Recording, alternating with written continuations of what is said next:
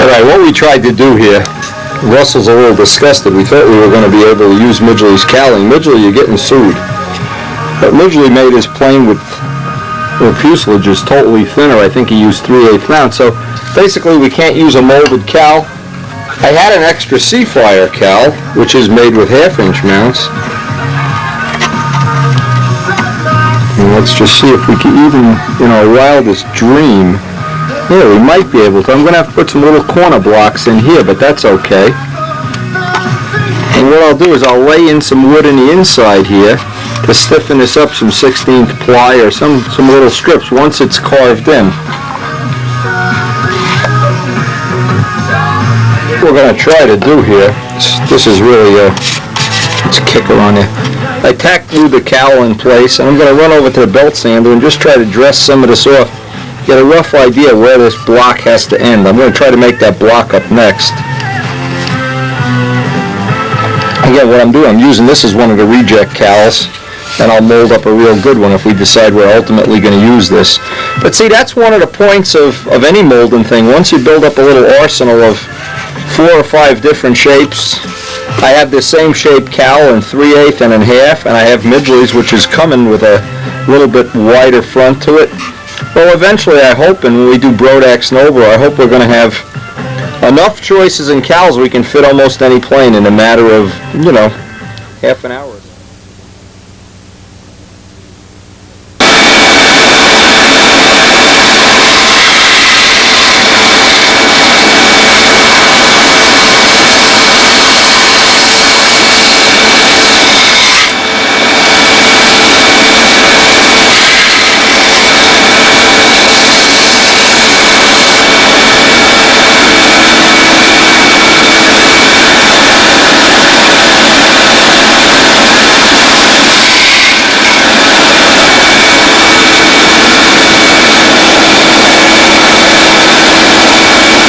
Having that belt sander just saves an awful lot of work. Now I can kind of work out where I want this block to wind up. This is really made for a plane with a bottom block, and this is going to be a relatively flat block, so just going to work on maybe coming up with some kind of a contour that we can use there. This is, you know, had this been a plane that was going to have a bottom block, but what's going to happen with a bottom block, this fuselage is going to look too wide. I think what Russ is looking for is to make a copy of Bob Barron's Nats winner. I don't know exactly. He never seems to, never seems like he makes up his mind in time, but anyway. I want to fit up some filler blocks for in here. What I need to do is interpolate this line, just roughly get that angle chopped off on 2 sides, and I want to fit these in so this way we can blend this corner in a little bit better. It's just one way you can make a block like this, at least have a fat chance, a little bit of a chance. I'm sighting down the knife or the Zona saw and trying to line up that angle. And once I have that angle, I can come across, put a scratch here, and that'll give me one angle. Now I need to also get the front angle, and I know I'm on the back of this, and it's pretty much the same angle. Let's see if I can get this in. If I did this off camera, I'd get it in 2 or 3 shots. Because it's on camera, I'll need 10.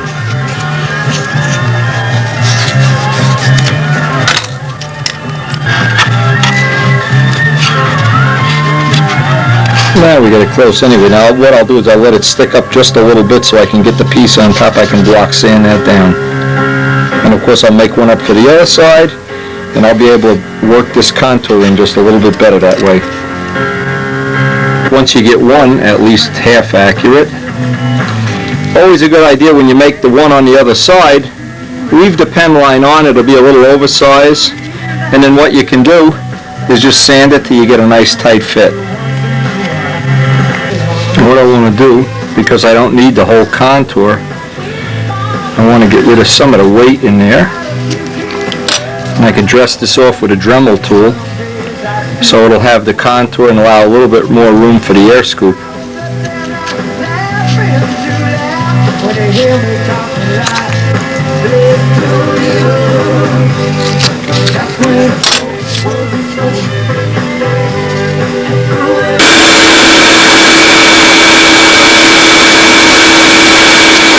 Woo!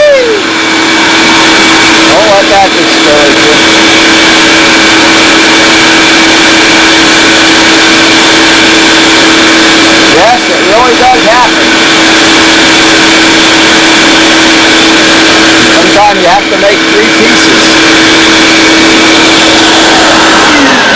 Okay, that gives me a nice reverse contour of the shape of the bottom of the fuselage where the cowl is going to meet.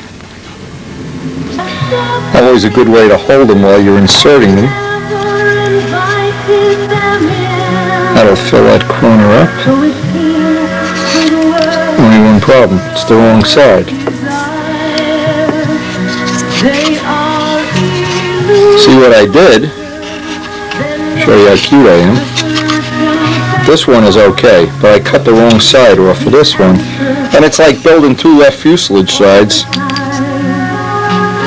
No, I didn't. What am I doing? I just had it upside down. But this is really a tough day. These birds are making me crazy. Okay.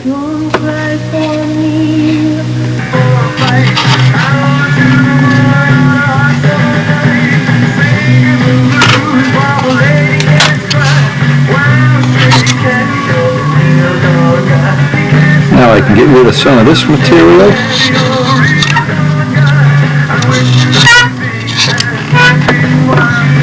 Thing is, I put this angle on a piece of 3/8 so it would butt right up on there. Now I just need to trim it. Okay, now that's going to butt in there. I got to trim to the edge of the fuselage, and it's going to go back to where the landing gear are. So now I can tack glue this in position and rough it out. The easiest way is just get most of this off with the knife, and then I'll block sand it in.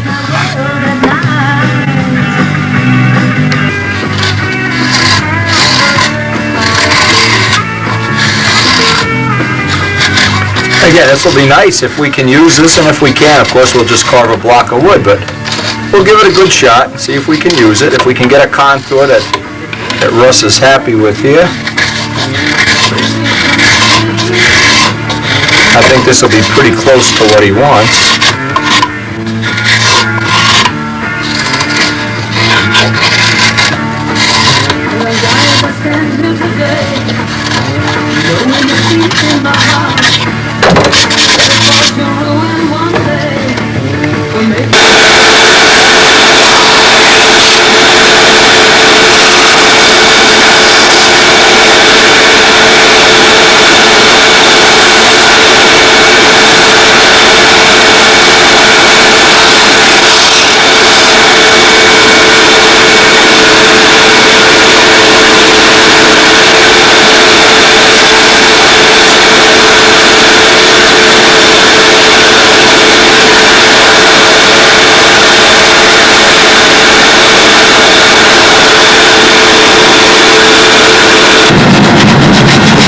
You can get this contour in here now. In fact, I'm pretty sure we're going to be able to use a molded block. Maybe. I keep thinking any molded parts we can use, you know they're going to be lighter. They'll ultimately save some weight.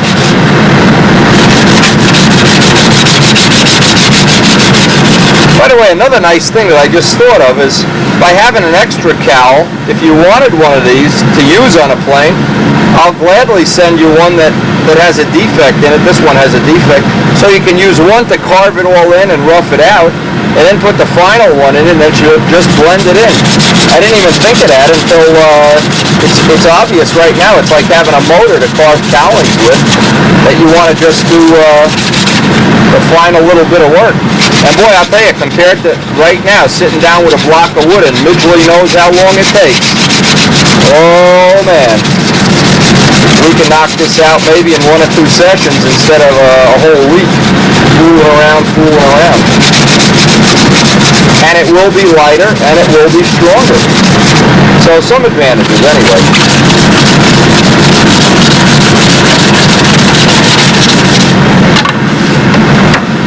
We just want to rough this in at this point.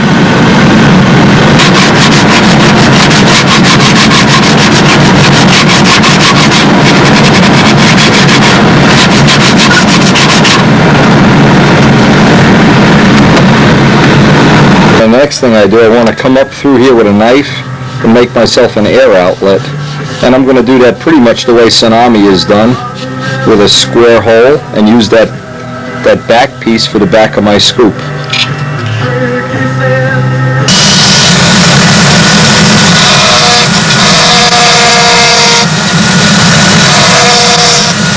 I just want to take a little bit at a time away. Don't want to make this too quick.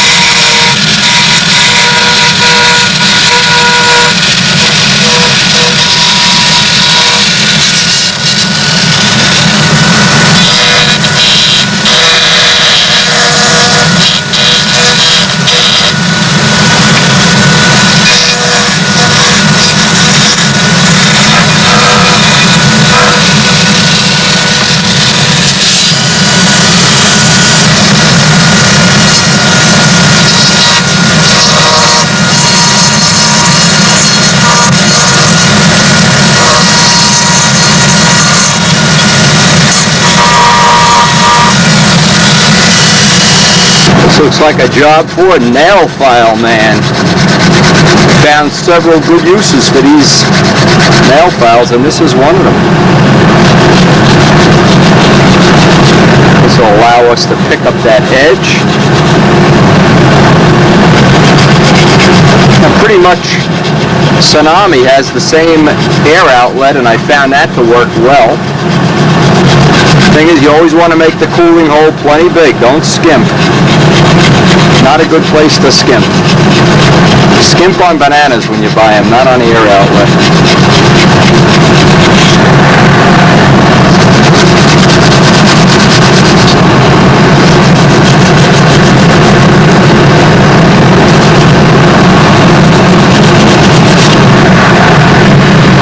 Now, as soon as you get a nice edge that you're happy with, it's a good idea to put some thin CA along the edge, just to harden it up so it'll take a little more abuse than normal. In fact, we can harden this whole area up here.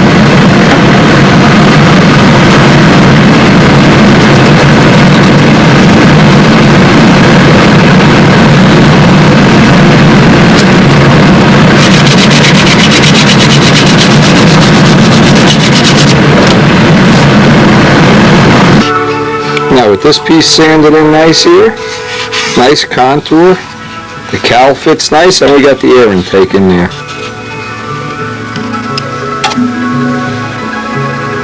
Okay, next thing I want to do is I want to make a dummy cowl up out of this. I want to cut the holes out, make sure I have all the motor parts. In fact, I can even use this. There's no reason I'm going to sand this whole thing out anyway, so. And this is one of the nice thin ones. We'll start laying out all the motor holes. I'm just letting some thick CA dry in here. This will be the edge. As soon as this dries, I'll put the edge on the fuselage, and I should have a relatively nice mating surface.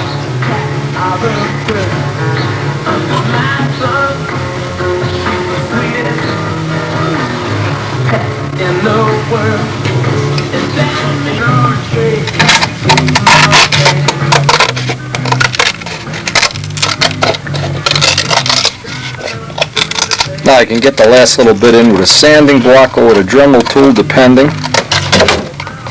That gives me the edge.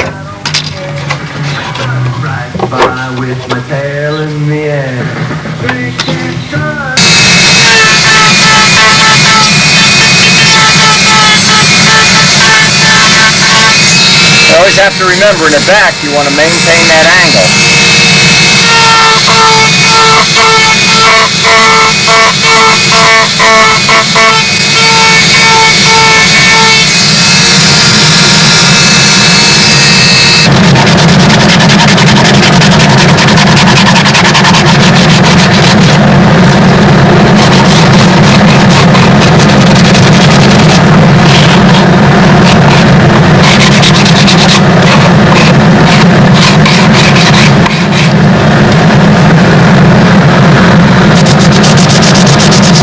To get this hand finished up to a point before we go and put the mount in and cut the holes for the motor, but it looks like it's going to be a real nice fit.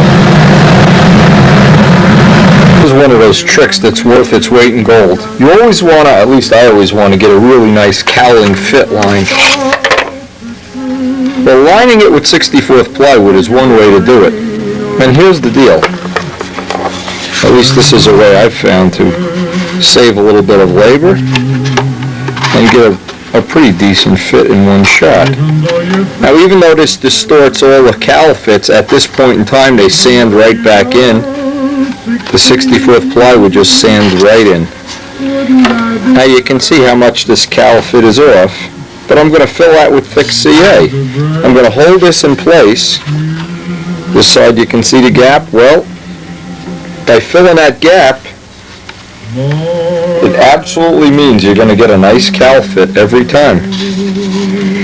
Let's just see if I can do this without getting it all over the camera. And don't even bother trying to make it pretty. Just lay it right in there. It'll soak in.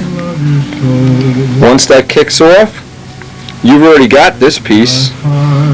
Rather than having a gap there, that'll be like a gap filling deal. Really good trick, and it works every time. Now once that kicks, I'll go over to the table, the Dremel tool, and just Dremel all the extra off, and then hit it on the inside with some thin CA.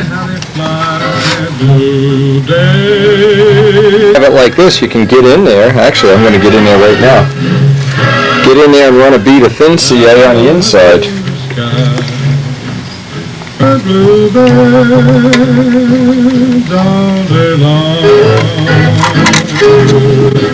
At least this gives you kind of a head start on getting some really nice cowl fits and edges. It also makes for a nice strong edge.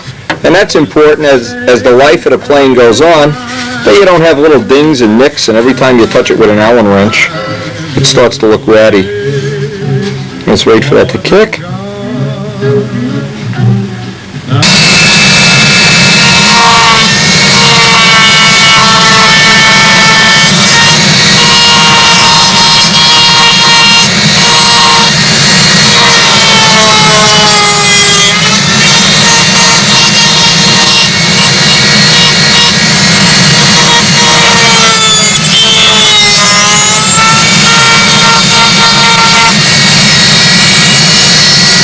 Now when doing this edge, I don't want to put a 45-degree angle in here. I want to get this from this side here.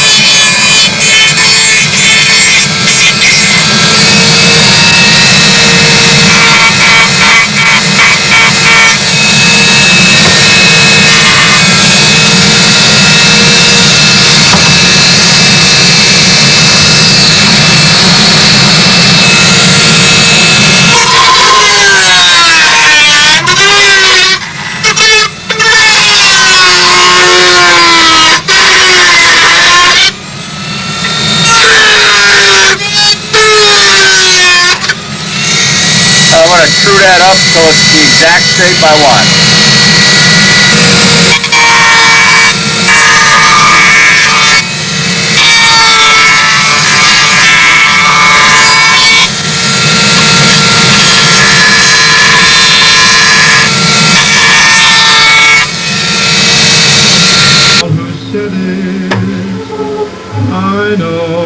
Right, and the next thing is to relieve this the same way we did the fuselage, and then get the mounting bolt on. Then we can put the final finish on here and cut the motor holes.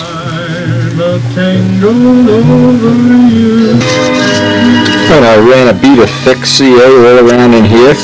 Now I just need to spot the hole that I'm going to put for the cowling hold down bolt. I like to tape this down in place. This gives me a little bit, so I just can line it up. Because once I get the hole drilled, I can line the front up as well as I can, run my hand along the seam.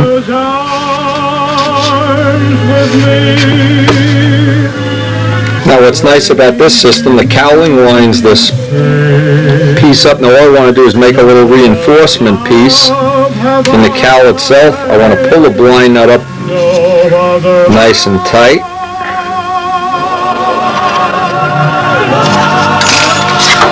Now you can look down in there and you can see all I have to do is get some thick CA around there. I already put some chain lube on the bolt.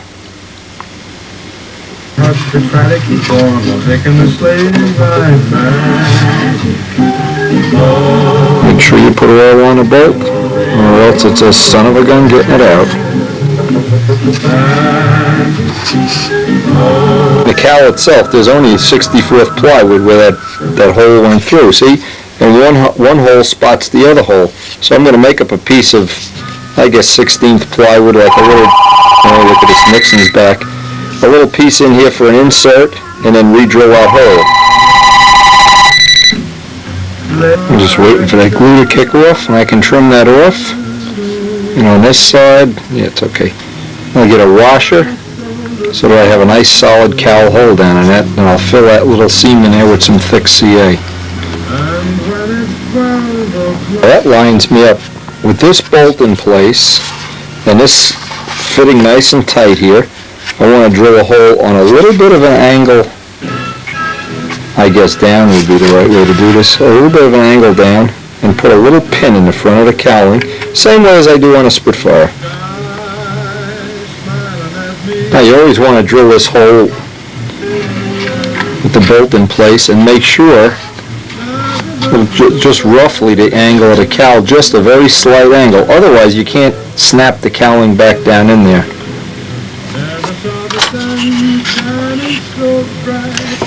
Now the little pin, I always put a radius on one end so it doesn't chew up the plywood as it goes in, and the other end all full little knurls so that the glue will get a little bit better grip on that.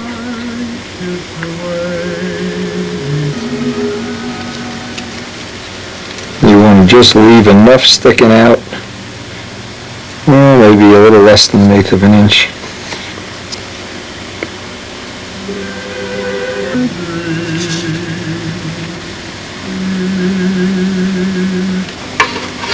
Now you may have to relieve that little hole in the front depending on how tight of a cowl fit you want. But boy, that snaps in, snaps out.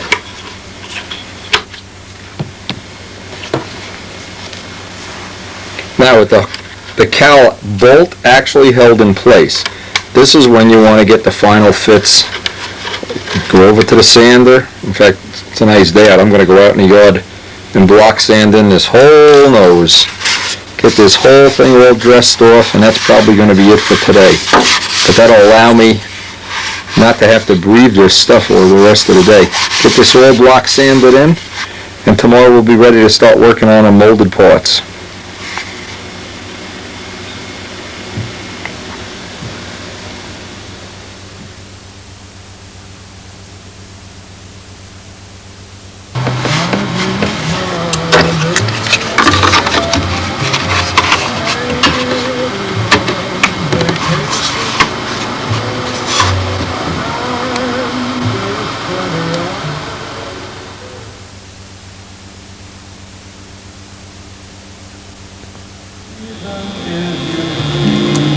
Now this morning I want to look at the 3 molds that I made. I decided that this would be the one that has the contour that I'm looking for. And again, I had to make 3 of them to find out. I wound up last night going up to the art supply store for something for Karen for her birdhouse project. Wound up getting a different brand of molding rubber. Now, I don't know exactly what the weight of this is, but I know this is by far the lightest one. And I'm going to sand and finish this off, try to make this up into a usable spinner, but at the same time, this is all the material I have. I only have enough to make one. So I really can't go any further on this project. I'll make one more spinner. I can't go any further till I get some more of this carbon fiber material, but for sure, this is the material. When we go, I don't know if you can even hear it. This is the carbon fiber, the tightly woven stuff that we really would like to use on making the spinners up.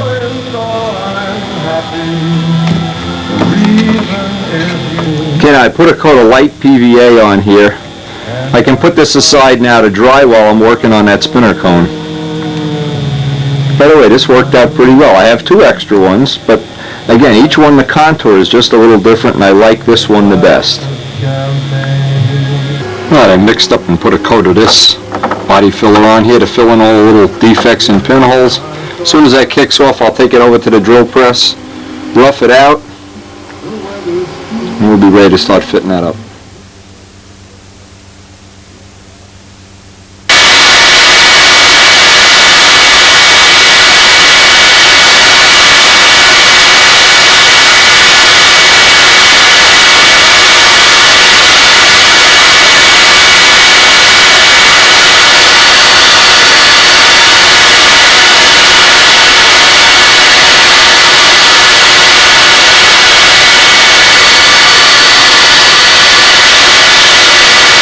What I'm trying to do is weigh up some of these spinner cones.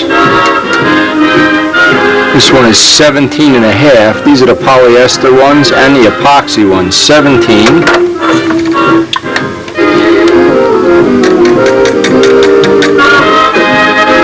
Now this is e-glass and epoxy.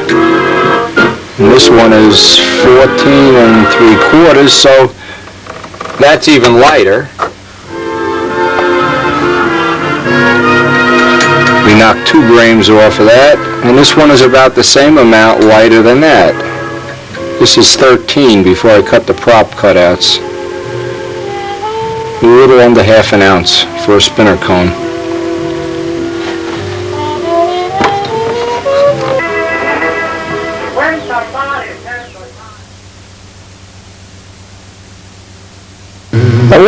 One of the things I wanted to try to do, I took the Seafire top block, and it was just a little bit on the small side. In fact, we did this on Monday night when the whole biker gang was here. And you can see, let me make this point because this is a really valid point. You can see it's just a little bit smaller in all the dimensions.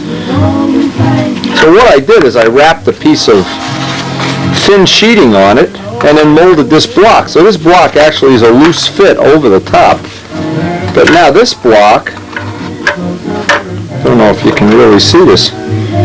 Well, it's almost a perfect fit. It's almost, we're going to have to do a little bit of fudging back here.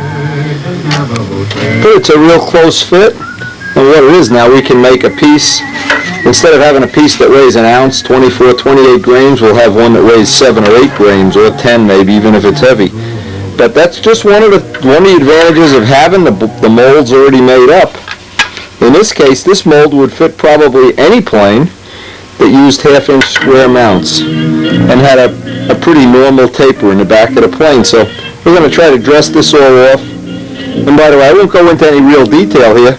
This whole thing is on a lot of the other Seafire and Spitfire videos, trimming that all off and getting the final fit. And this, actually, one thing it'll do, it'll just save a lot of carving and sanding for us.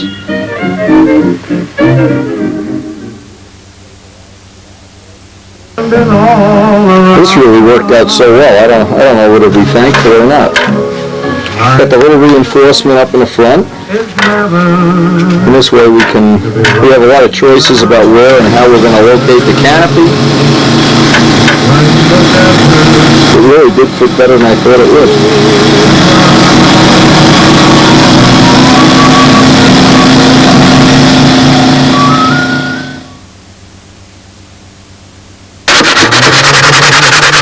Now when you let glass dry, this has been drying a week or so, boy, it just powders right off. It's unbelievable how nice this comes off like powder. I'll have this whole thing sanded out and, nothing flat. I want to get ready to make up some wingtips. I got some real primo wood for the inboard tip, and I'll use up a piece of mediocre wood on the outboard tip. Always save your good wood for the inboard tip, and you can use up kind of mediocre stuff on the outboard tip. Good way to save wood. What I'm doing, I'm working off some photos. I'm trying to make kind of a copy of Bob Barron's Nats winner. trying to simulate. I have a set of drawings that Bob made. I'm trying to work a little bit off of them, but not an exact replica copy, of course. Okay, obviously the two lightest pieces are going on the inboard wing, and I took this right off the little sketch that Bob had sent me, so this should be a pretty good copy of his plane anyway. Close. First step, I want to tack glue these together, lay them nice and flat this way, a couple of drops of thin CA, tack these together.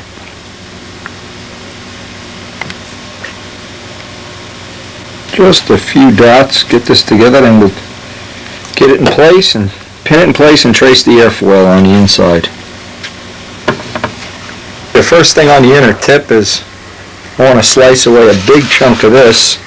This will allow that we can get a little extra lead out travel. I also want to take, at this point in time, now if you make the wingtips up ahead of time, of course, you don't have to do this. There's my block. I just want to lay the block out here, the center of the wood joint onto the center of the wing, and get a couple of pins in here and trace this out. Okay, now that's pinned with the center to the center. Same thing in the back, the center of the blocks. Now I can trace this shape out here, and notice the blocks just make it to the tip just perfectly.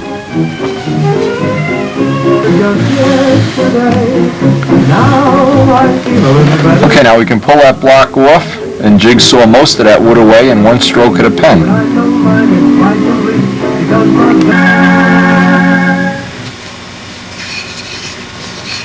Okay, that's ready to jigsaw, and you have a nice impression. Of course, you want to make sure you're keeping that center line going right down the middle of the wing. There's a couple of things. This is an excellent shape for two reasons. Because it's 1.5 inches wide, you get what amounts to be 2 pieces out of a block of wood. So that your really good wood goes a long way. That's number one. Number two, because it's 1.5 inches, it fits in a Dremel saw, and you can do normally. This would be a tremendous carving job. You can whack this off in a couple of seconds. Always leave the line on.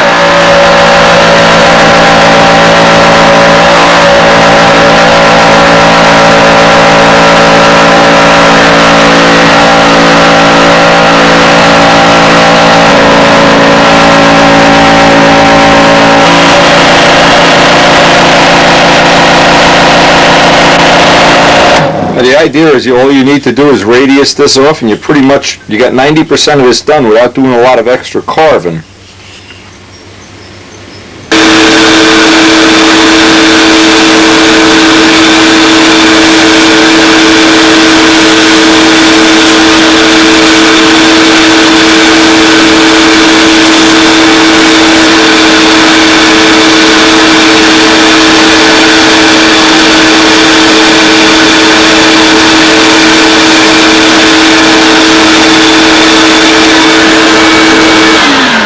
Well, you can see you can get an awful lot of the material. In fact, you can almost get it all done without ever even gluing it to the wing.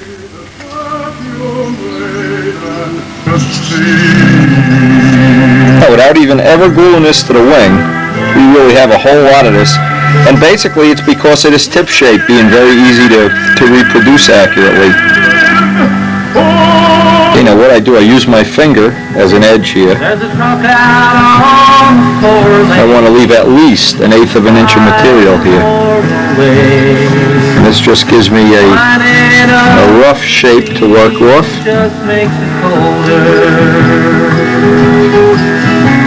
He's an hour away from rising on your prayers up in the sky. 10 days on the road feels like a long, long friend. Okay, so now we can go back over to the bench and just take the two the parts that we're not going to need in here. There's all the news to tell him. Now one of the tricks is to always go in one dimension, side to side, and that puts lines on.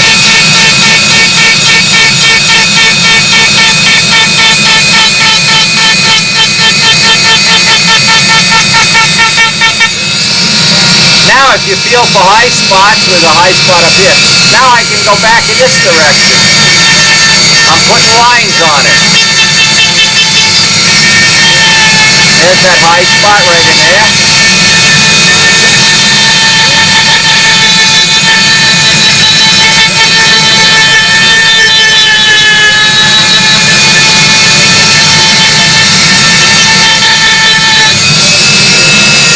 Want to make it a little thinner? I'll put the lines back in the other dimension.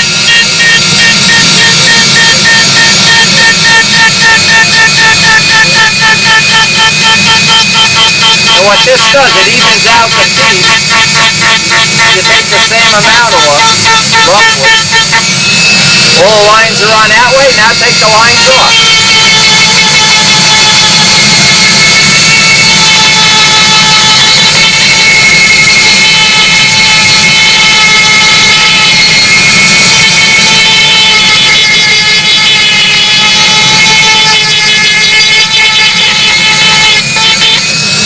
Feel for any high spots.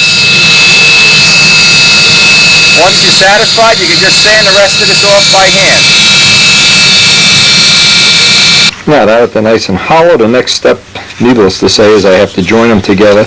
I first need to go get a lead-out guide and plot where I'm going to have to put the slot for the wires.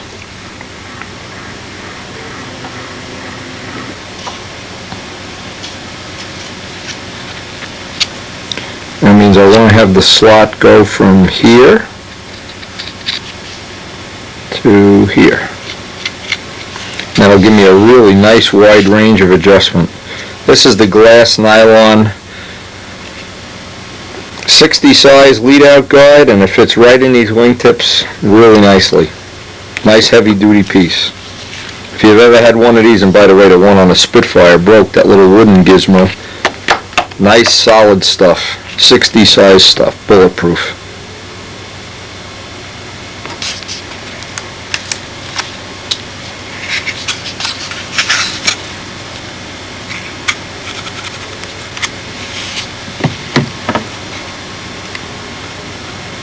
Okay, it's ready to install a lead out guide.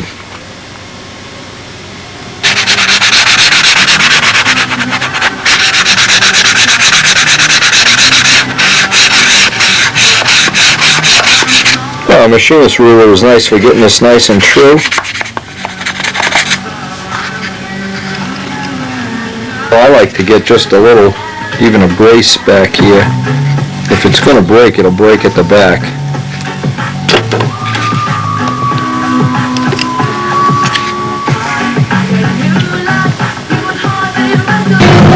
Okay, this is ready to glue right on. I'll get some alphatic resin and some masking tape. And while this is drying, you can work on that, the outboard tip. Actually, I have time to even do the outboard tip today.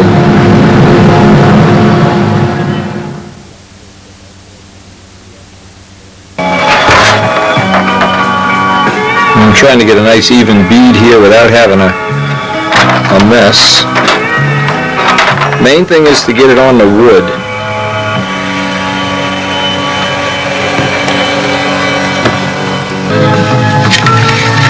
I always like to glue around foam with alphatic if I can, or epoxy.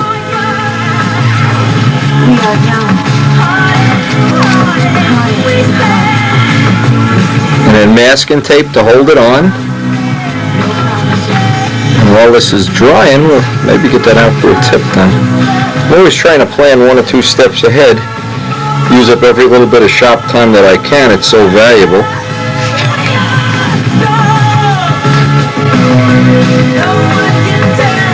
Just want to make sure I get the wood, not the foam. I don't even care about the foam. Keep glue from dripping in there.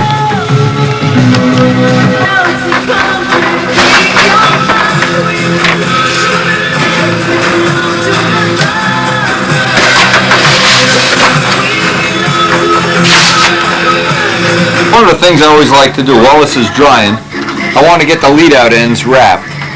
This is the reason I don't like to walk around. These things always wind up poking me in the face. So while this is drying, I get the little tubings out, get them bent up. Now I always like to put these little copper eyelets in here. I always feel like it's a little bit safer. I'm trying not to bend the wire back and forth 14 times while I'm doing this. So, that really is a nice tight fit.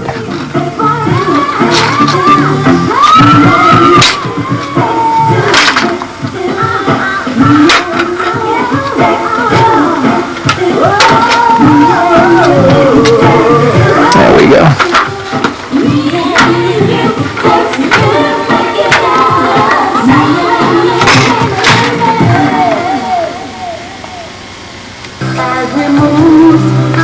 And as always on a whole model, nothing but stay bright solder.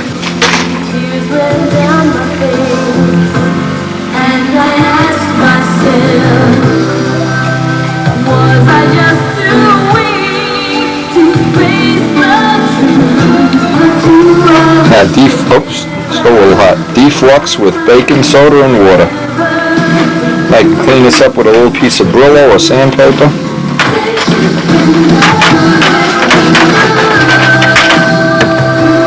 I'm tired of crying, hurting, testifying.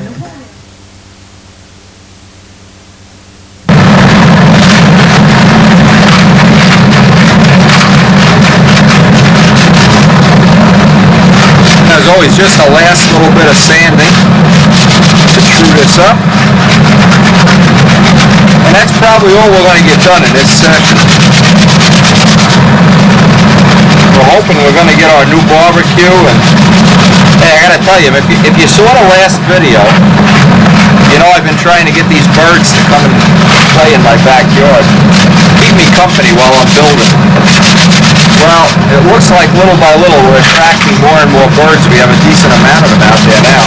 They still will eat out of my birdhouse, so I have this great bird feeder and no customers. I can't believe it. I always like just the last little bit by hand.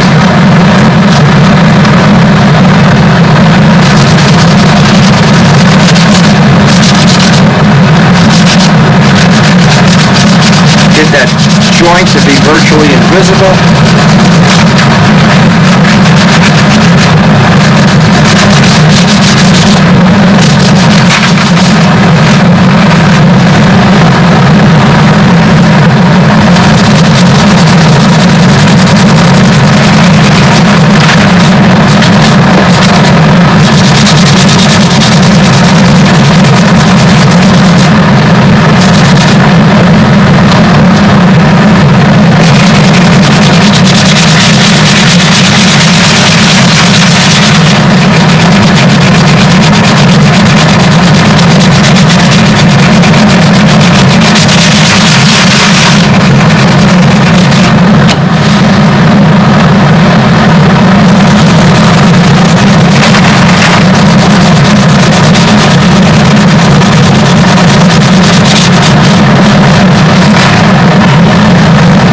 Next time we get to work on this,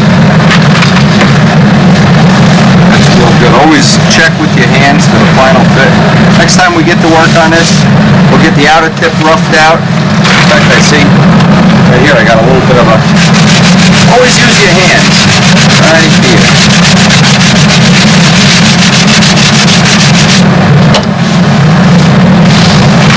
Okay. All right, see you tomorrow.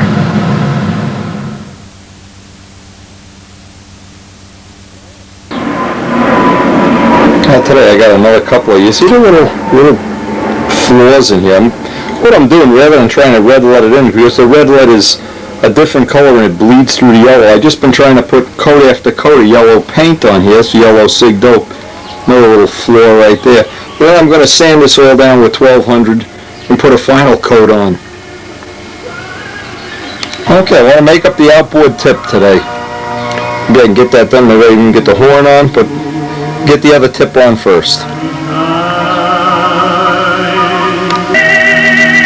Okay, we have these two blocks that we previously cut out. What I want to do is just tack join them together first of all, run them on a belt sander and get them nice and even, get them tacked together. I guess this is pretty redundant to the other tip, and then trace out the airfoil here.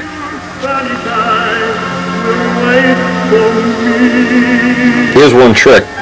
When you're going to try to line these up, don't bother trying to line this end up. It's this face that's going to have to go against the wing. So one of the tricks I use, or a little tip you might be able to use, get them lined up this way, is just get that facing that's going up against the wing flat. Press that down. We're on a flat surface.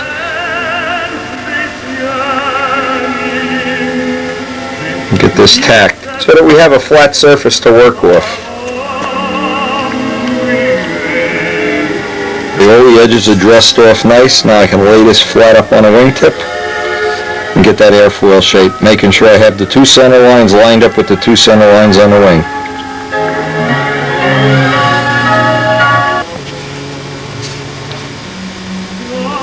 Okay, next step, I can go over to the jigsaw and just trim this right off. Okay, now just like I did before, I'll go over to the belt sander and just get the radius on here, rough radius of what I expect to have in the final tip.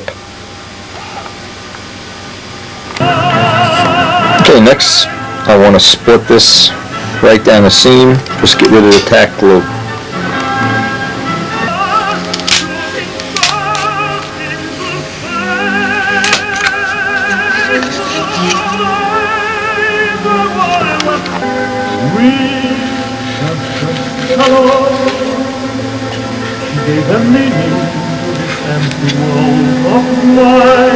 Now I'm laying out the tip weight box, and of course this can vary. You just want to make sure you have it big enough. There's nothing more frustrating than you make a box and it's not big enough and then you have a problem. So what I'll do is go over to the jigsaw. Now this becomes my flat plane.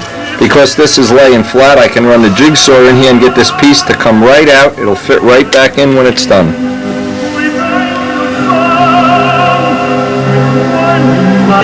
Now even though we've cut here, we'll just put some glue in there. That's not a problem. But now what this gives you, the advantage of doing it this way, is this piece, when I lay this into this piece, and of course I've made tip weight boxes, so has Midgley, with the thing on the wrong side. So was Jimmy Casale. Boy, he was famous for that. We never let him live that down. Anyway, now I have a perfect box. A little toaster. So what I need to do next, I want to trace this out. This is going to be my shelf, my bottoming out piece, so I won't have to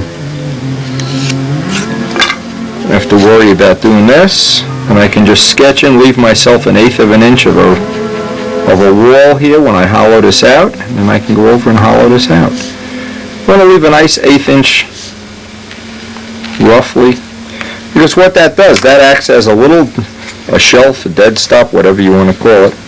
So when this goes back in,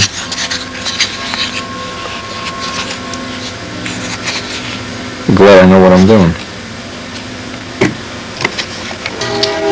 And just make sure I don't have this screwed up in some way.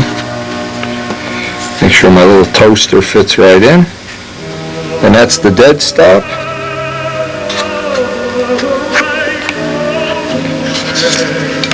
Now I can just go and hollow this out with a Dremel tool. Now what I did, I hollowed this out. I left a little extra room just in case I want to be able to move the tip weight forward or back, or if I decide I want to have 7 ounces of tip weight in here or something incredibly high, I also have that little slot up there to use too. Now the next thing I need to do is make a little plywood notch in here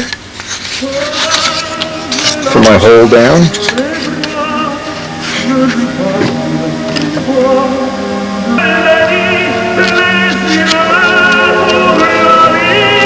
And I just want to make a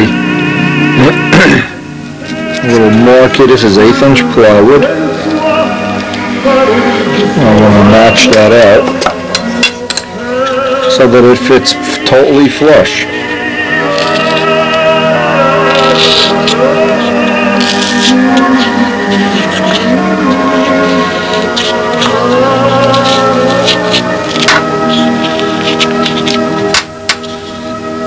And once that piece fits flush, And we can lay this out for the hatch. For the bolt, the little hole down, getting this piece in here is important, that it just be perfectly flat with this.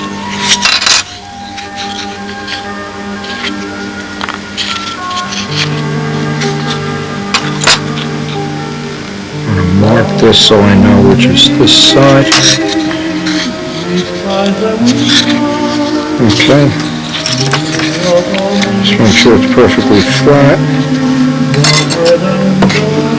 All that does is give me the alignment that I need. I'm going to put one little drop of glue here just to hold this in position. I want to be able to break this out to put the blind nut on. Just one little tack for now will hold that. What I do, I have a mark here. And this will get sanded off eventually. I have this mark here, so I know roughly where these intersection points are going to be. When I put this little piece of wood back in, all I need to do is interpolate where these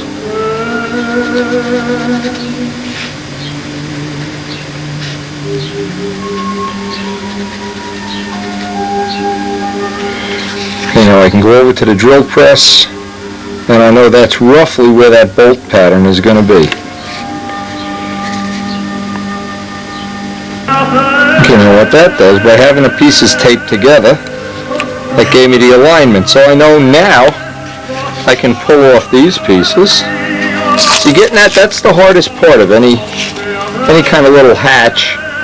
And that, I guess the technology is not so super special, but a lot of people just seem to have a difficult time figuring out how to get that to line up real nice the first shot. And that hole now, when I run the bolt and the blind nut, should in theory at least keep this right in a nice position. So now I can break this out. I can put my blind nut in here. As we always do, I have a little drop of WD-40 or some kind of grease. So I get that threaded area greased before I put the glue on.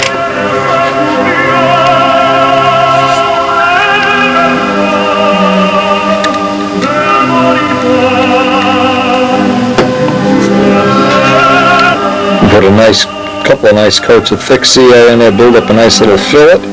Now I can get back. I know that this piece will line right up. Famous last words. That should line up there.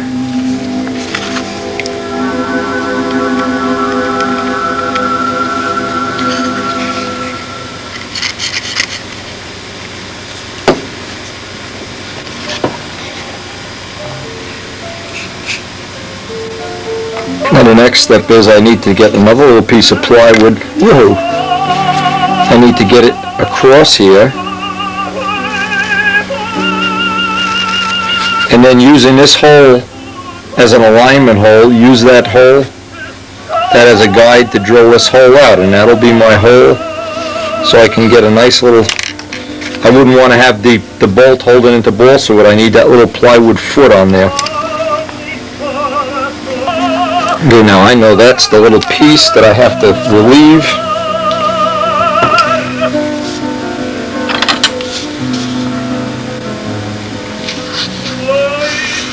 And it would be nice if I could get it exactly the height of the 1/8 inch plywood.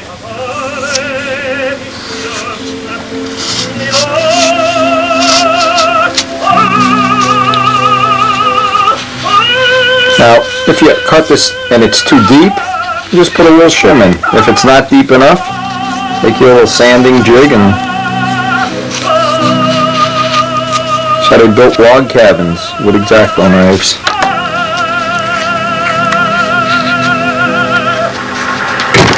Whoa. Okay, make sure that's flat right across. Now when I go back to the back to the drill press, because this is a flat surface, that alignment hole will get me, I hope,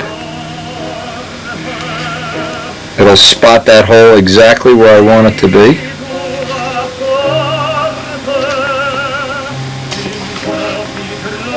Okay, one of the things I like to do, I like to take a little bit bigger drill here, open this up. Otherwise, this just doesn't maintain a nice edge. By the time you wind up tightening and opening and tightening this 50 times, what happens is the edge gets all chewed up. In fact, I'm going to chew it up right now trying to get that out. Exactly what I was just talking about. Well, let me open up that hole. Now I have this spotted,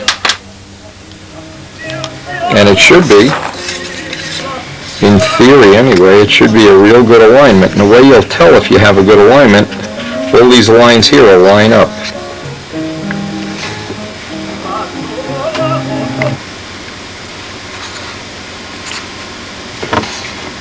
And I can just cut a little piece of this tube to fit in there, trim it off, and that'll give me a nice edge, maintain an edge for the whole life of the plane.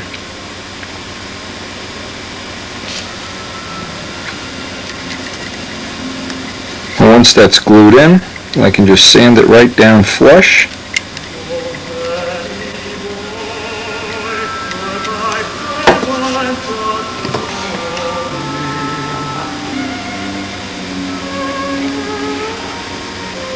Make a little piece of plywood in here with a bolt sticking out of it, and the purpose of that is only so that we have a place to bolt our tip weight. Now I relieve this, still leaving this little alignment shelf. A little piece of 1/8 inch plywood with a nut, a nice big washer on one side. And just press that in to give it a little fit.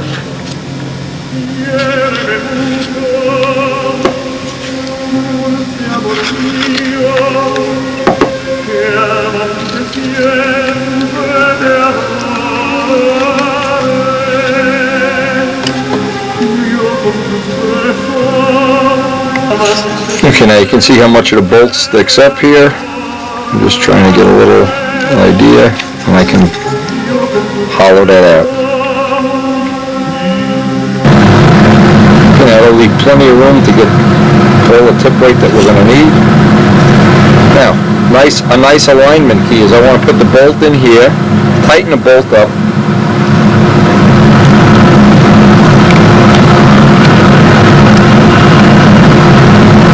Okay, now that actually holds that in position, and you see we've maintained it pretty well. And this will key in this piece and hold that right in good alignment. Now what I always like to do is before I line it up is get it lined right up on center. Make sure the hatch has equal clearance all around.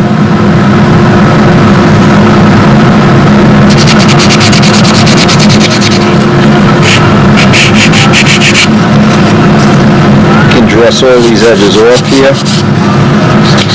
and then harden everything inside up with CA since we don't care what this weighs. So give me a nice edge along here when I harden this up with thin CA.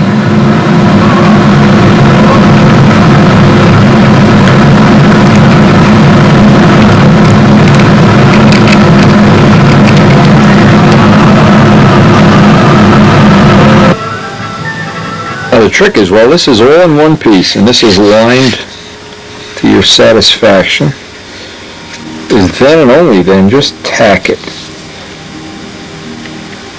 Now the reason you don't want to run the glue for the whole length, the problem with doing that would be you get some glue in by that box and you'll never get it out. So when that tack sets, now I can take the box out and then run the glue inside and outside.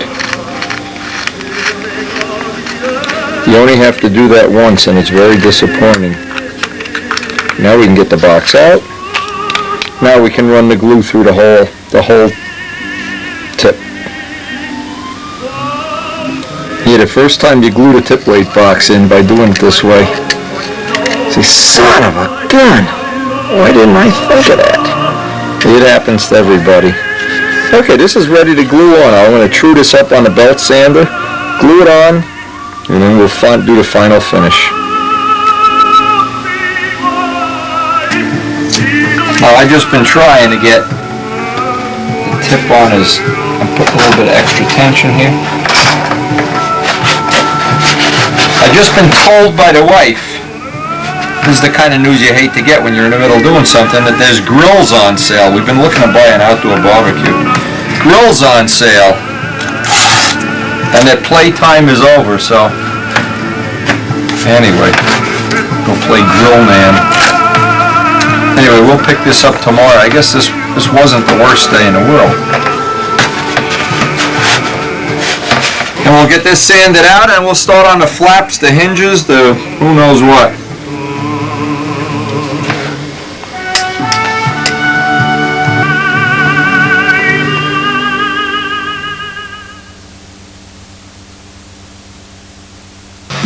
Now this is one good tip.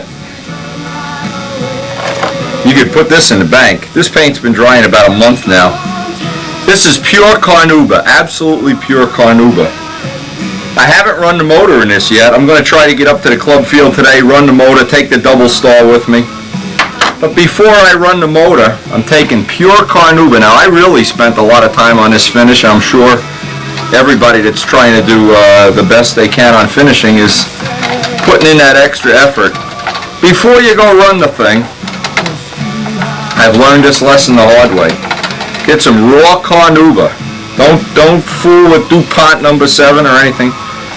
Don't let it dry. Rub it right off. Do not let it dry or you'll have a nightmare getting it off. Notice I took the cannons off. I'm sick of breaking them. I broke them twice already. Now I got a call from Joe, and this is the reason I'm kind of putting a little push on this morning. Joe, of course, is itching to go flying tomorrow up at Middlesex, but this afternoon I might be able to get up to Club Field. I go see my mom, make sure she's in better health than I am. It's unbelievable.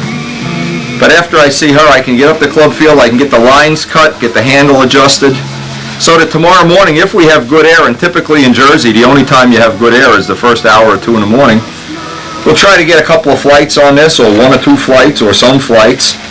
First off, what we can determine is the vertical CG right, and is the front to back CG where we want it to be. Now, because this plane has a longer tail moment arm, we're really starting from scratch again, but boy, that carnauba, oh my God, that's nice. But the carnauba, and this is pure carnauba, it's not Simonized and half carnauba and all these other things they water it down with. It's a good investment to buy some of this. The only part I have left to make on the whole plane, the only thing I don't have yet is the spinner. The spinner's outside with the last coat of paint drying on it. So if tonight I can get that spinner done, maybe tomorrow we'll get a test flight. We'll see. The gods are in our favor.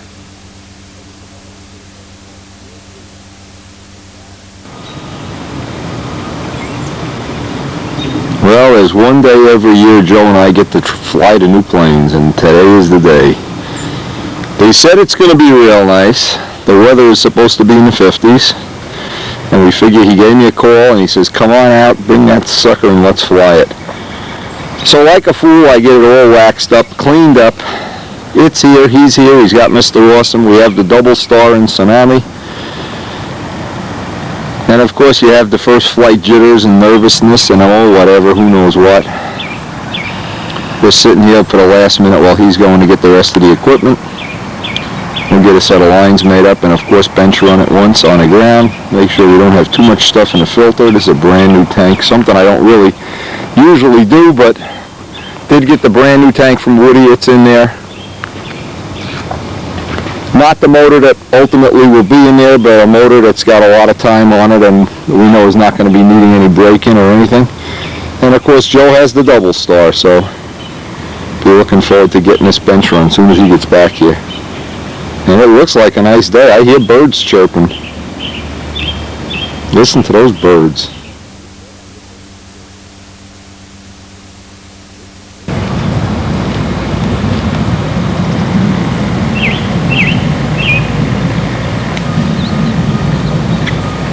Now, needless to say, anytime you have for anybody, the cannons are not on the plane. They're in the toolbox where they belong for right now. Having busted them twice already, they really are vulnerable. I'm going to have to figure a way of making them out of rubber or something. Something that's a little less vulnerable.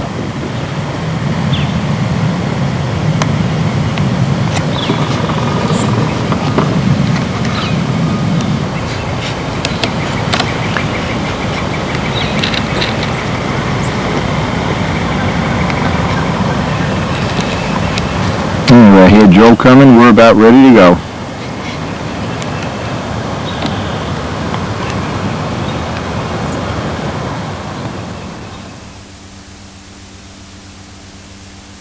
All buffed out now? Oh, yeah. All ready to roll?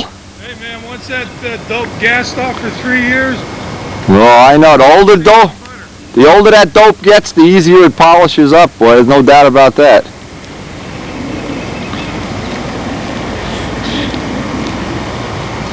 Now, I'll get this guy fueled up and ready for a bench run. It's never had fuel in it yet.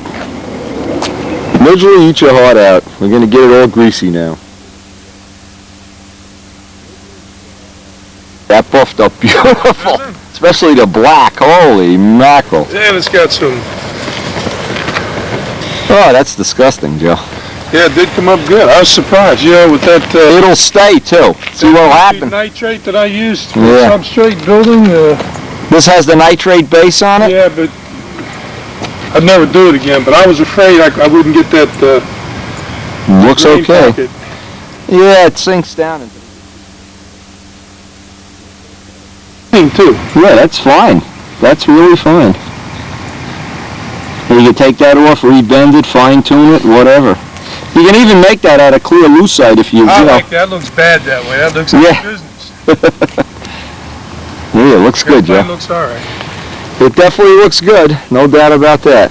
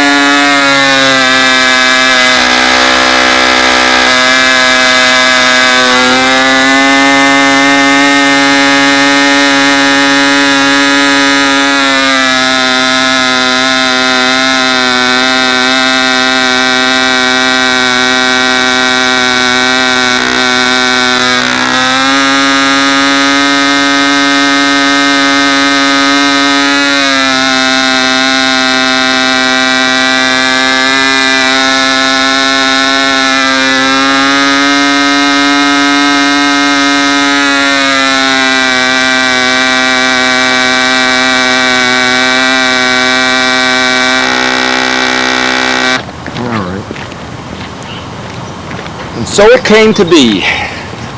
Middlesex. I don't know what that is. What's today's date? End of April? Well, today's the 26th. We're a week ahead of last year. 2 weeks ahead of our time window. You gotta remember that, ooh, yeah, I can see where. Put your finger in that cannon hole if you have.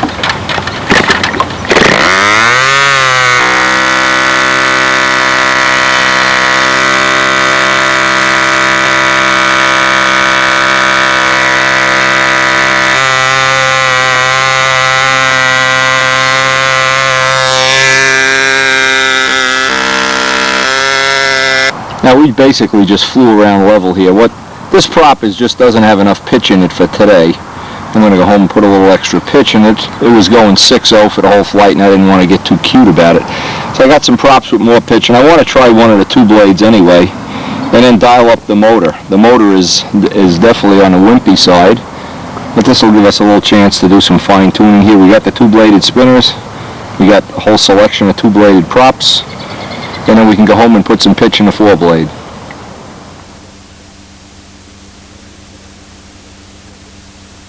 The prop on tight? Yeah. All right. Did it, baby.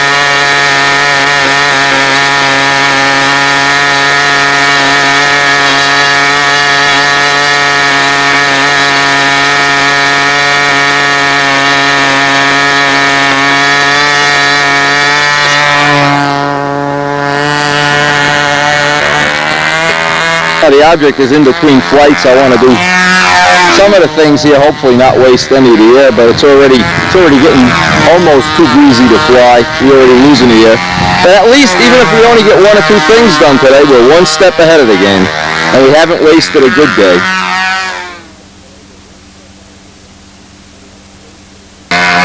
What we're going to do is get one run on this two-blade. This is a 13-inch, one of the 14.5 step to 13. Get one run on this. I don't want to get too cute with this because the air is really kind of funky here today. But I will get to run a couple of the different props, and I'll probably get one of the head gaskets, at least one out of the motor.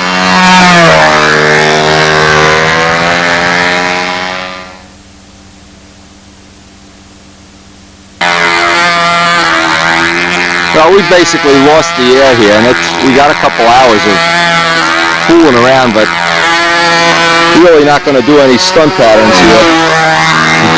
But what I want to do, I want to get at least one or two flights. This is a 13-inch and this is a 12.25, just to see if I can get some kind of a gauge on about where this wants to be. This prop certainly is pulling it like a freight train, but I may be able to lose some of the diameter. And that's see, it was a whole thing. On a day like today, we're really not going to, at least I'm not going to fly stunt patterns. And yeah, you can get through some daredevil stuff, but basically what I want to do is, I'm not wasting a good day that's flyable, a day that normally I would be able to fly and practice maneuvers. I'm not wasting it doing trim changes. Then we got guys breaking in engines and everything over here, so it's really not the most productive time. You can't hear the motor run right. But the little bit we got accomplished was well worth it today.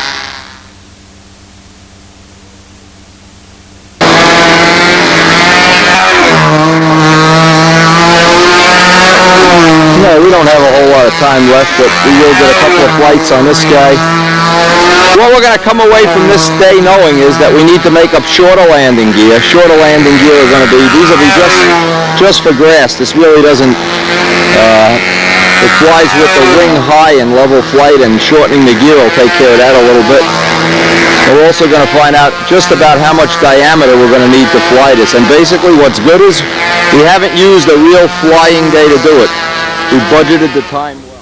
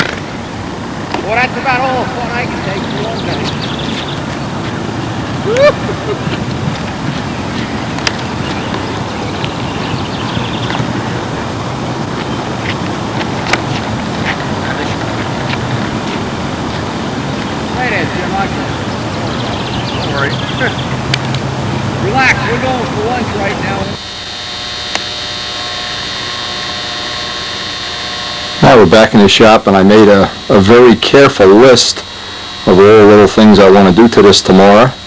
But we're going to take a one-day break, do some work in the yard. I want to make sure the landing gear, which will be for the really concrete gear, these will be our circle burner grass gear.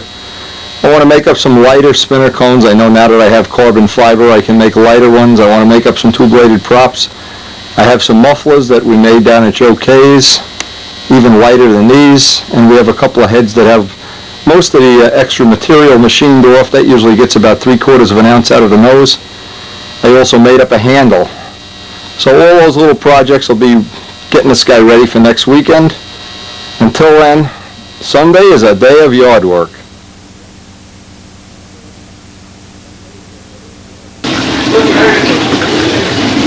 Hey, nice t-shirt, Craig. Karen, let's see that shirt. Steve DeJulia will be... Julia, thank you, Steve. Steve, you're a nice guy. I don't care what your wife says about you. Now we're in the middle of planting some shrubs, trying to make some little... You want to see a shirt of choice? We'll get that shirt. Yeah, I know. They're nice. Yeah. And of course, it's the time of the year that the trees shed in our pond. Steve DeJulia should be here working for us. Now we're getting us some shrubs in. Also, while I'm waiting here, I took one of the extra sets of Spitfire gear that I had, put a coat of paint on them. They're drying out here. See, this is what's nice. Can be working out here, and it's a beautiful flying day. I don't know if you can see. The birdhouse is empty. We have birds now, more birds than we ever wanted. They're everywhere. We have customers everywhere. Life goes on. Team Steve DeJulia Landscaping. Come on, we gonna finish this today?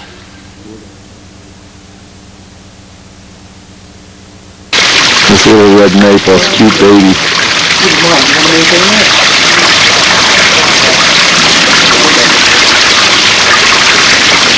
Hey, I really have enjoyed this. Hope you don't mind sharing a few minutes of non-balsa wood grease model airplane work. This is a big part of my life too. Hey, should be a part of yours.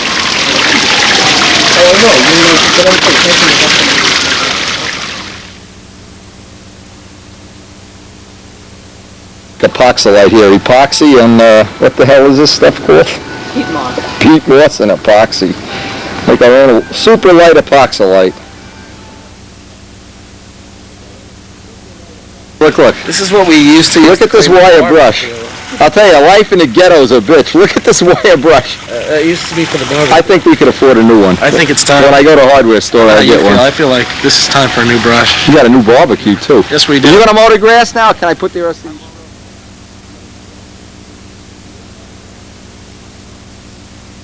Call, they don't usually call everybody. Okay, we're back in the shop. It's Monday. Robert's here, Robert Sabatino, with his now almost finished. Okay, but it's a good chance now. Okay? And we'll get some of this Right. full finished technology on video. Good here. Let's go through the whole thing. Okay, I put a coat of water-based urethane. Then I wet the tissue down, put the tissue on wet, stretched it out to get all the wrinkles out. Okay, so in And I effect put that's 2 coats of... one coat. Oh, while the urethane's wet you did that? No, I put one coat on, sanded it all down. Oh, okay. Wiped it off, wet the tissue after the base coat was dry. Okay. Put the paper on, stretched it all out, and put another coat of water-based urethane on top of the tissue. Okay. And let that dry, and now I'm sanding it down. Okay, now do you want to test some of that paint, that water-based paint that Mike brought over? We can make a test. If you got a part we can paint. EAA stuff?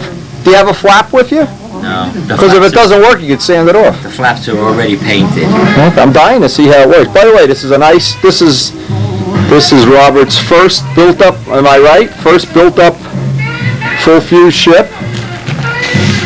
I would think that's going to be real nice when that's painted. Did you bring any of that paint with you? No. See, you always should have some spare parts we can paint. Yeah. And of course it has 1/8-inch horns, aluminum gear, all modernized. This should be a real nice, and Midgley didn't give you the canopy yet, huh? No. So you could almost see, this is almost could work like with silver in a sense, because Right, you can see the little high spots. Right. Now let's just look real close. I don't know if you can see it on the video, but you can see the, wait a minute, let's find a spot right. See, I can see a high spot come, oh, here you go now. Now it's on a macro lens.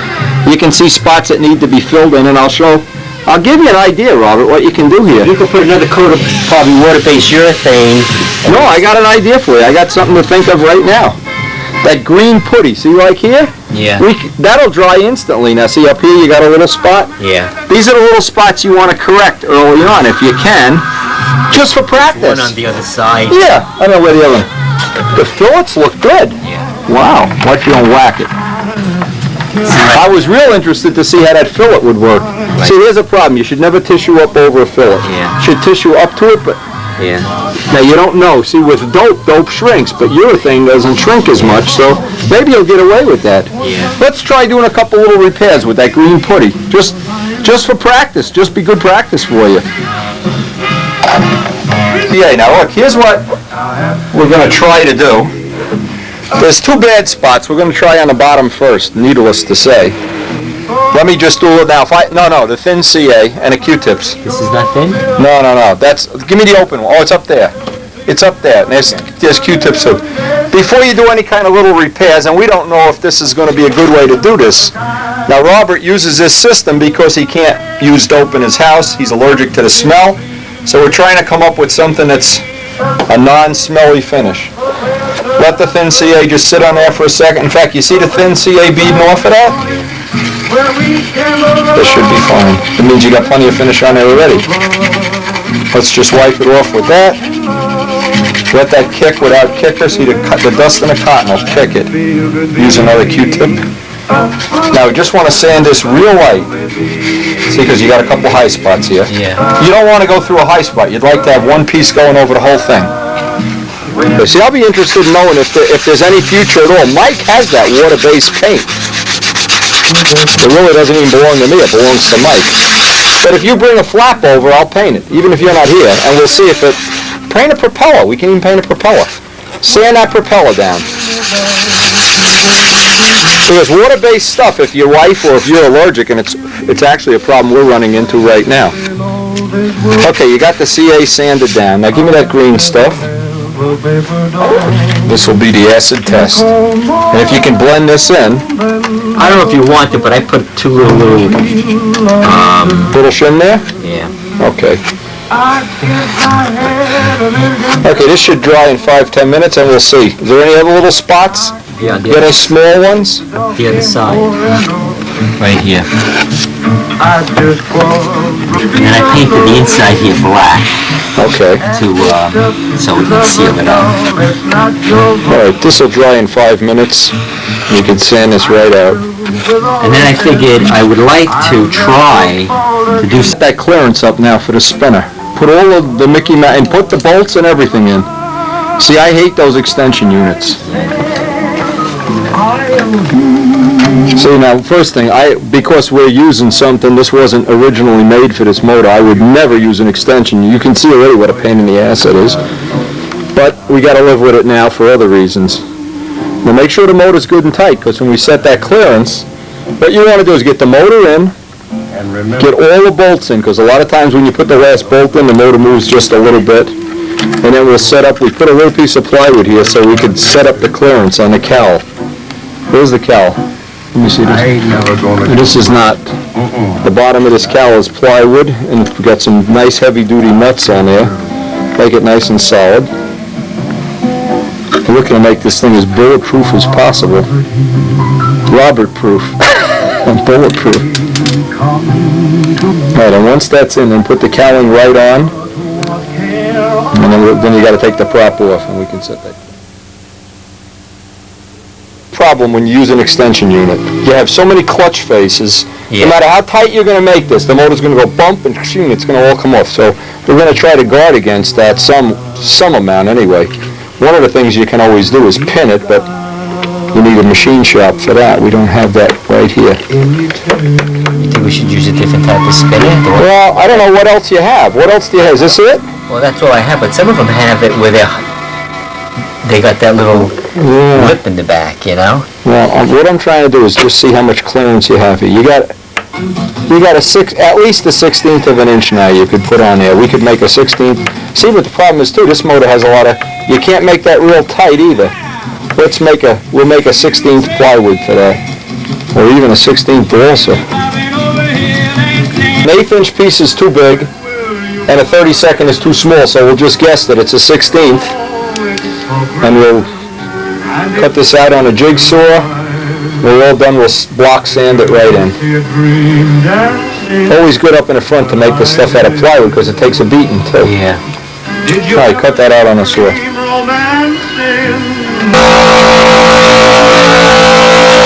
Problem is, the way he's got this made, we need to fill in some clearance. So we put a piece of 1/8 inch plywood here, we're going to make that 16th here, and then try to block sand, take the motor out and block sand the whole nose in so that we get a decent fit. Now, if you use this kind of a spinner, of course, this was the original intent, well, it hits already.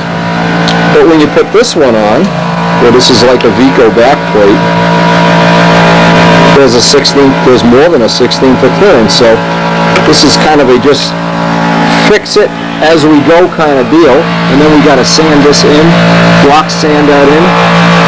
The stuff in the back should be getting dry. We can find out if that's going to work.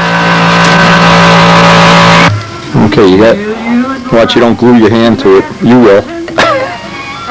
You just get it roughed in, because then we're going to use the spinner back plate. Yeah, I know. I just don't want to glue this to this, you know? You won't do that. That won't happen. You just put that guy right up there. If it's not perfect, it's okay, because we're going to sand it in. And darling, for free we can see the world's fair. Okay. Pull the plane up and use the back plate. Maybe put your finger right on there so it doesn't move. And this will give you your final, how much has to come off. Okay, move your hand to the other side. Now take care of Now, you can sand this line off. Okay, take your hand away. When we're all done, you can sand this. This can come right off.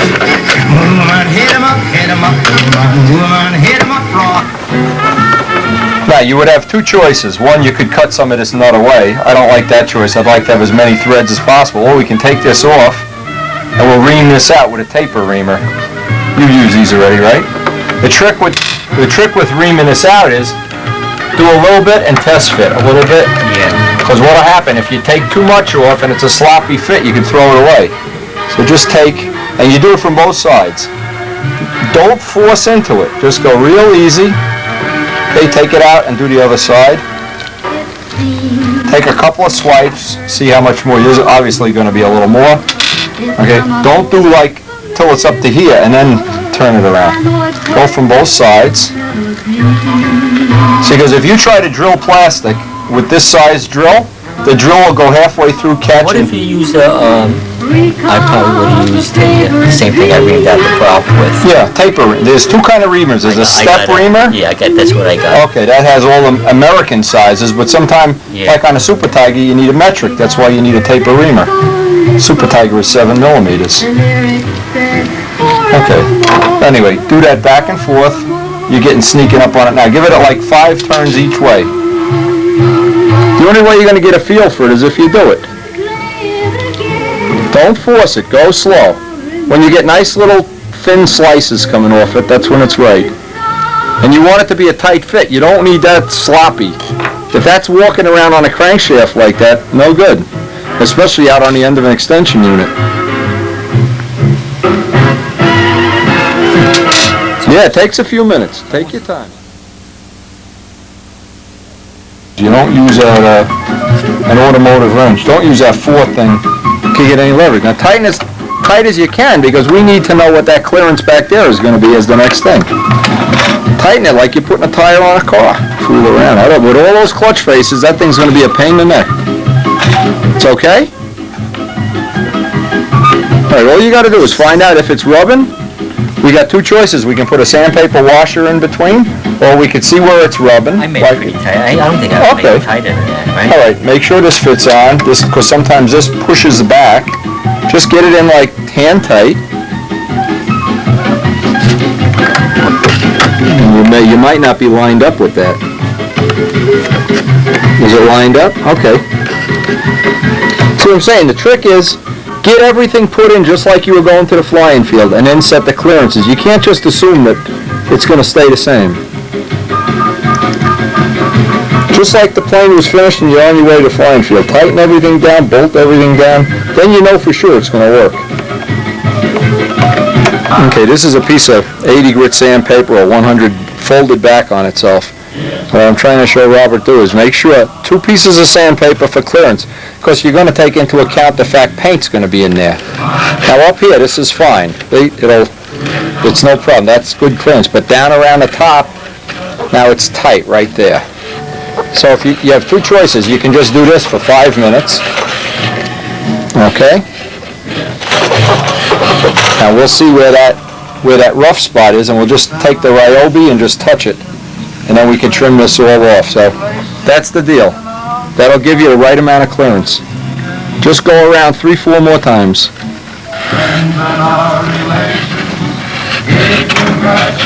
Can you feel the tight spots? See, the sandpaper goes by itself even.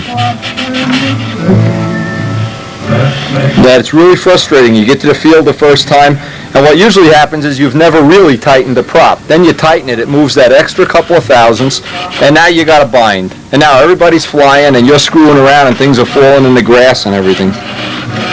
Just work it, even if you have to use an extra piece. Good clearance on here now. Okay, now we could sand off all this extra material. See how oversized this is? We'll just get the Dremel tool and take the spinner, the motor out and everything, and we'll just trim that right off. And now you've had the thing in with all the bolts tight, so you know everything's set in a pretty good position. Now this shows you how much we have to remove off of here. This is easy to do with the Dremel tool. But I just want to get right down to where I almost have the line, and then I can fill this in with that kind of that epoxy, that aero epoxy stuff worked nice, by the way, for the fillets.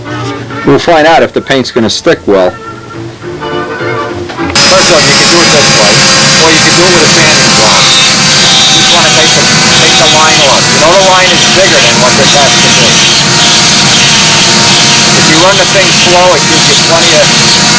When you get to the end, you just want to watch you don't go around on the end. Try not to hold it in one spot all the time. Move it.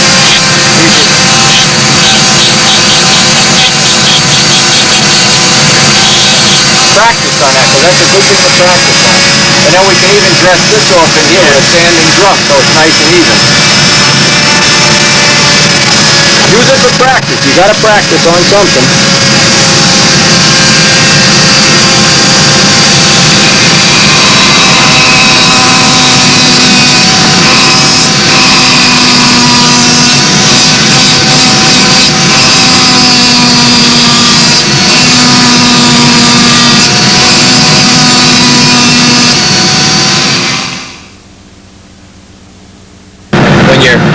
You don't want to go here and knock that off, because we're going to put a little pretty in there, but you can kind of dress it off this way. Okay, just want to be out just over the plywood. You don't want to be out on the wood yet.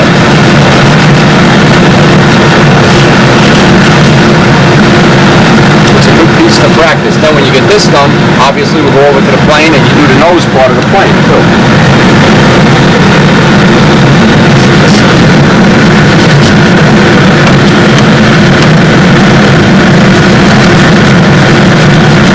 Just take your time. You want to get that a nice fit when it's done.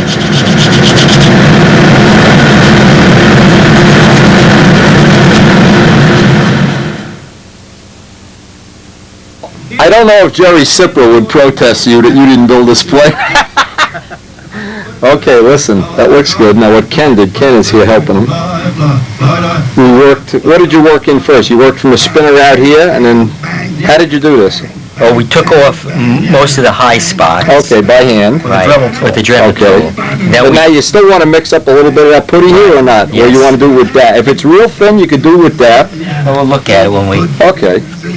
Okay, and of and course, then we, masked it off and took the rest down just with a sanding block. okay, one of the things, now obviously there's a lot of different ways to do this.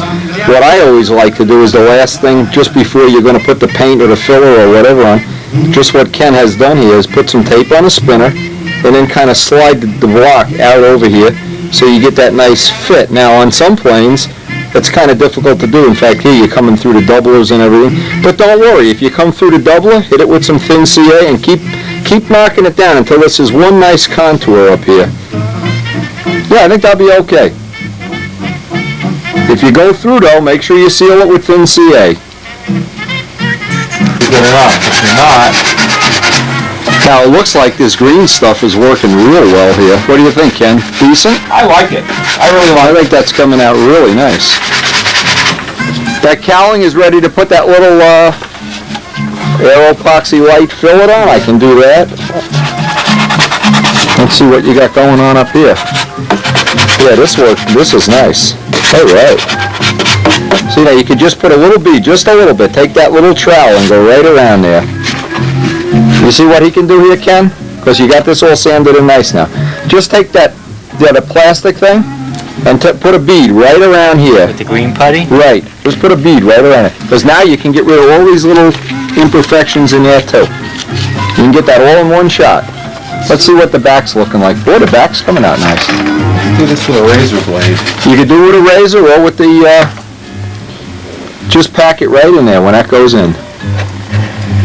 If you use this for a little while, you really do get kind of a touch for it. Oh yeah. Yeah, it's nice material. And that's the one material that really paint sticks to it well. It's interesting because you can lay some on and go right back over it again and put another layer of it, just to maybe a couple of thousand stick. Right. And, Well, it's called feather edging. When you can feather edge, see, you can't really feather edge epoxylite. That's the problem. Back here, this is how when it's really nice, it really looks good here. I did that. Beautiful. This fillet feels nice. This is really nice. The only place that I think we have to decide is right in Where here. the joint is? Yeah. Okay. But see now, if you block sand that down, and then you can put another coat on that. There's no problem putting 2 or 3 coats on. Well, the thing is, if a fillet goes here, No, he's not putting any fillets there. oh, okay, then we got a block sand. We're not trying to make a Jerry Sipper mobile here. We want to make a Sabatino mobile. But see, even here, Robert, you've got low spots in the paint here. You could work on them. I think even with another coat of poly, One more coat of that polyurethane right over the green stuff, I think it'd be great. put a little talc in it. And at the end of the night, we want to weigh this. I want to get an accurate weight with the grain scale. So we'll see how much that polyurethane weighs. Let's try. But now see, this is like a blister here. But you've got this, fine. But you can see where the shiny spots are. Yeah. There's still little low spots. So I think the next coat will cover that. You don't have to deal with the green. But here, this is an imperfection. No matter how many coats you put on, this still has a ripple to it. So just put one little swipe of that green putty there. And that'll take care of that, rather than trying to put 10 coats of something else in there. Yeah, this is all you have to do. Let this dry.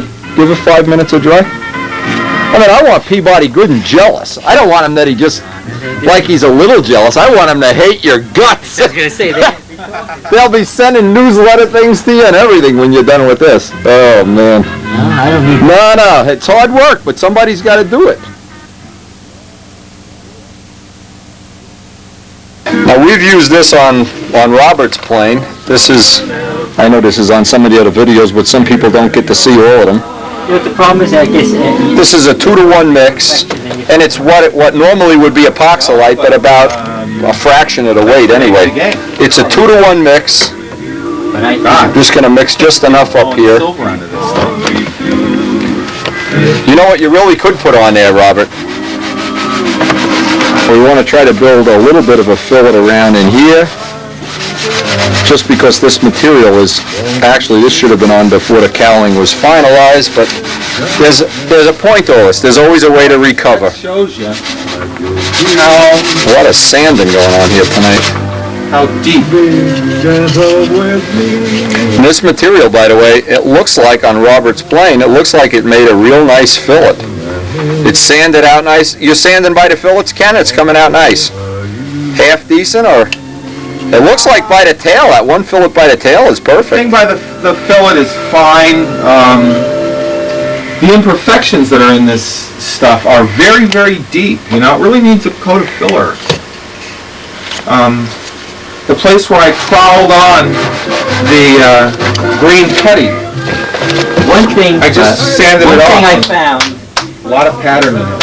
that, because this is the way the flaps work. Yeah. The paint goes on a little bit on the thick side. It fills it right in. You don't really see it that much in the paint because it's not dope.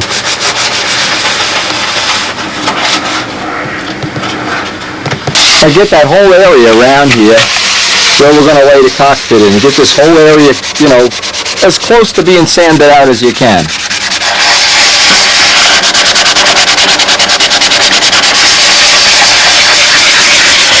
Okay, we got a Dave Midgley professionally molded little Nobler canopy for this guy, and he looks like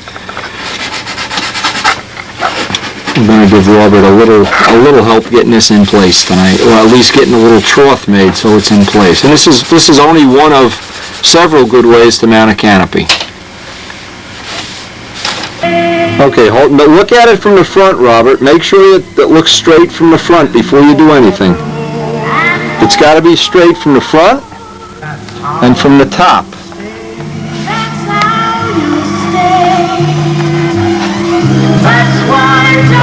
This looks pretty even. It looks pretty even? Okay. Now once it's even, here's a pen. Just make a light outline around where it's going to be. Get one guy to hold it and get an outline around it. Make sure it doesn't move. Don't make it too hard because we're going to probably trim that back just a little bit.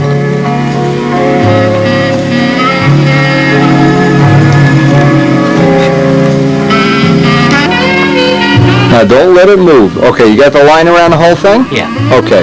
Yeah, it's just real light right in. Okay, now Ken's laying out a piece of tape so that we're actually going to trim the canopy to fit the turtle deck. So there's a 1/4 inch of canopy. Try to get it as accurate as you can, and then we want to check. Because this is going to be the key that lines up the whole canopy. And then all the material back here will get trimmed off. Okay, just do this with one finger now. Sight it from the front. You take your hand away. Now say the thing is crooked. Let's bring it over this way just a little bit. You got to sight this. If the canopy is crooked, it's going to look like a horse's petunia. We were up here. Wait, you got... Okay, well you can move this. Wait, you can move this all you want. You really want to get this right. I didn't. I want it. If you don't have this right, you're going to be looking at this silly pilot. He's going to be cockeyed for the next 20 years. Get it straight. Look, sight right down the front. Look right down the front. And remark it if you have to. But then when it's marked, then put that tape on, and that'll give you the back edge of the canopy. Otherwise, you have a thing that's never going to be even. Okay? Yeah. It takes time. It takes time. Look from the front. All right, you happy with that? Now now let Ken put the tape on, and then we'll cut the back, that extra material off the back.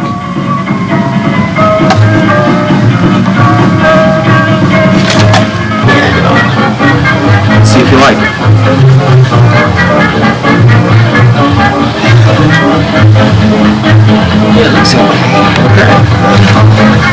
Okay, now you got to take that off. You're using that tape for a pattern. Trim the back of that plastic with scissors. There's only one pair of decent here. Only one pair of decent scissors. Yeah.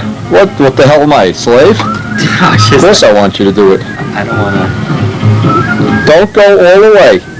Cut, leave a 64th, because you're not going to be able to get around in one shot. And then we'll put it on a belt sander for the last little bit. Just leave a little bit of material. This ain't... Man's a hairdresser. He's got 1,000 pair of scissors home. This ain't worth Why? Because guys have been cutting canopies with him for the last 25 years. 25, I wish. 35. What we gotta do now is make a little trough here. We gotta cut the notch this back, Russian motor. make a little trough in here so this can kind of drop right in place. Yeah. Just, you only want to take about a 64th of material. You want to take the thickness of the canopy off of there. Chip it off now. Just go in little slices. Take a little slice off.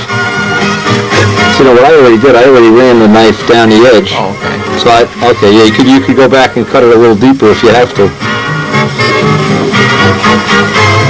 And then we want to take and make a little ditch. Just run the knife up here twice and pick out all the little material. So that canopy drops right in. Otherwise it comes out and it's on a big bump.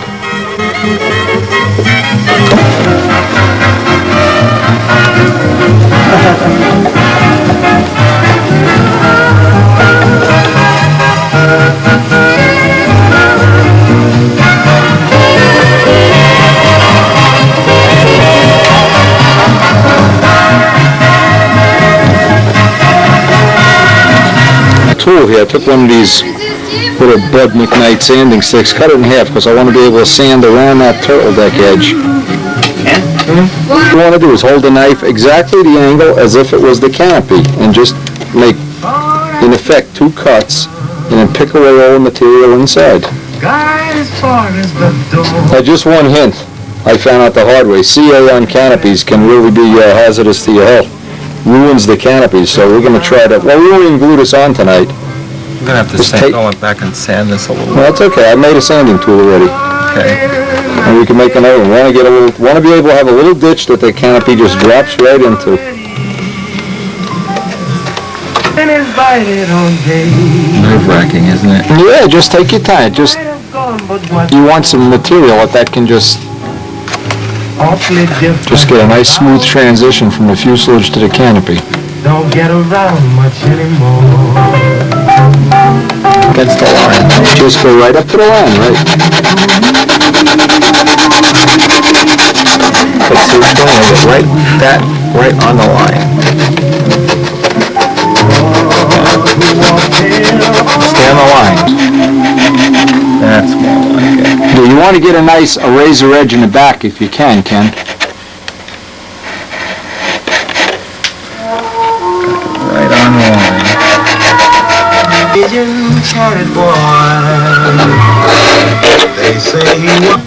So yeah, the idea, Robert, is that when this is installed, and we're not going to put it in tonight, but that you get it almost flat here. You could actually sand a little more material, just a little bit out of there.